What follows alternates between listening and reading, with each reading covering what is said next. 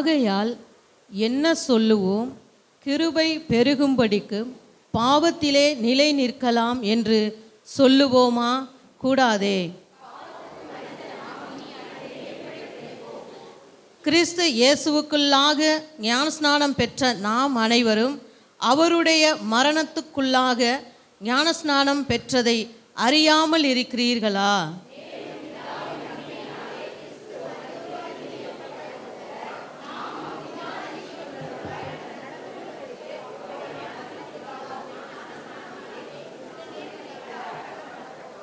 ஆதலால் அவருடைய மரணத்தின் சாயலில் நாம் இணைக்கப்பட்டவர்களானால் அவர் உயிர்த்தெழுதலின் சாயலிலும் இணைக்கப்பட்டிருப்போம்.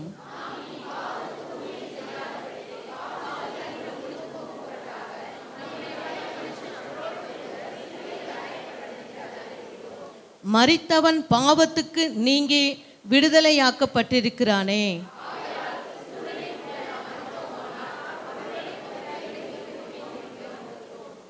மரித்தோரில் இருந்து எழுந்த கிறிஸ்து இனி மரிப்பதில்லை என்று அறிந்திருக்கிறோம். மரணம் இனி அவரை ஆண்டு கொள்ளுவதில்லை.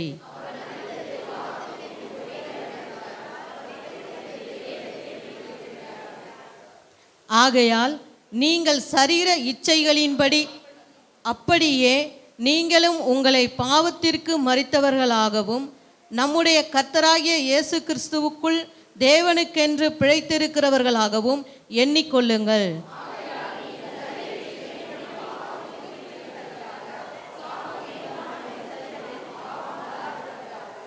நீங்கள் உங்கள் அவயவங்களை அநீதியின் ஆயுதங்களாக பாவத்திற்கு ஒப்புக்கொடாமல் உங்களை மரித்தோரில் இருந்து பிழைத்திருக்கிறவர்களாக தேவனுக்கு ஒப்புக்கொடுத்து உங்கள் அவயவங்களை நீதிக்குரிய ஆயுதங்களாக தேவனுக்கு ஒப்புக்கொடுங்கள்.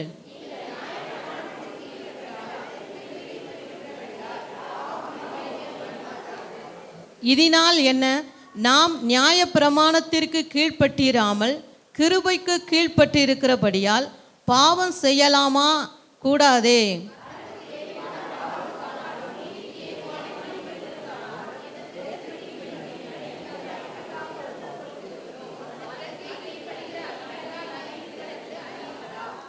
முன்னே நீங்கள் பாவத்திற்கு அடிமைகளாயிருந்தும் இப்பொழுது உங்களுக்கு ஒப்புவிக்கப்பட்ட உபதேச சட்டத்திற்கு நீங்கள் மனப்பூர்வமாய் கீழ்ப்படிந்ததினாலே தேவனுக்கு ஸ்தோத்திரம். உங்கள் மாம்ச பலவீனத்தின் நிமித்தம் மனுஷர் பேசுகிற பிரகாரமாய் பேசுகிறேன்.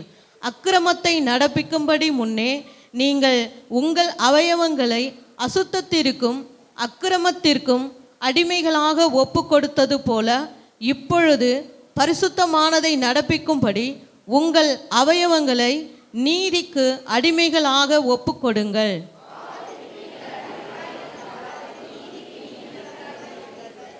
இப்பொழுது உங்களுக்கு வெட்கமாக தோன்றுகிற காரியங்களினாலே அக்காலத்தில் உங்களுக்கு என்ன பலன் கிடைத்தது? அவைகளின் முடிவு மரணமே.